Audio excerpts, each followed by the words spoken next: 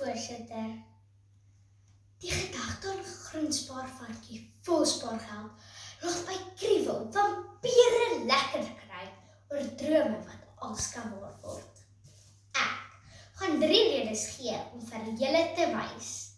'n Spaarvarkie se snikkie laat jou kriebel en giggel, maar sy sterkie laat jou kriebel en rol. Kinders en tieners staan aan die snoetkant van die spaarvarkie. Ons gedagtes kriebel met blink idees. En dan raak ons skriwerig oor die opgewondenheid, oor die spoggerige goed waarvoor ons spaar. Eers kriebel jou hande om die geld te hanteer, en dan kriebel jou vingers om die pakkie oop te maak. So lei die bevinding van 'n studie onder leiding van professor Tina Herrentsen aan die Universiteit van Edinburgh gepubliseer op maps.org.uk September 2023 onder die opskrif "Wat motiveer ons om te spaar?" Professor Herrentsen sê, vir kinders is spaar eerder 'n manier om 'n droom te verwenslik. Maar vir volwassens is spaar eerder 'n manier om nagmerries af te weer waaraan hulle liewer nie wil dink nie. Daardie kriebelrige gedagte bring ons by my tweede argument. Groot mense kry so kriebel in die nek van geïrriteerdheid oor alles wat altyd breek en ons spaargeld opvreet. Groot mense spaar vir onvoorsiene gebeure, rampe en noodgevalle. Hulle spaar in 'n noodfonds en 'n versekeringsfonds wat al hoe duurder word. Terwyl kinders net spaar vir mooi goed, spaar groot mense vir lelike goed. Wat 'n nare kriebelring laat rol teen jou ruggraat af, soos daardie olie besmeerde ysterparte onder 'n motor se engine kap weggesteek is. Of vuil geyser wat in jou huis se dak verskuil en wag vir die dag tot dit breek.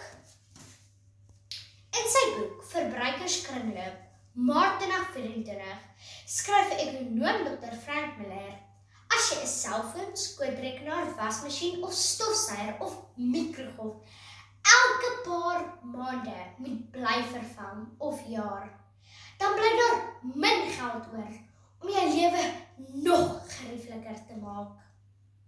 Hy sê, volwassenes beland vroeg reeds in 'n drowige kringloop waar hulle spaargeld bloot spandeer op herstel of vervang van goed wat hulle reeds het.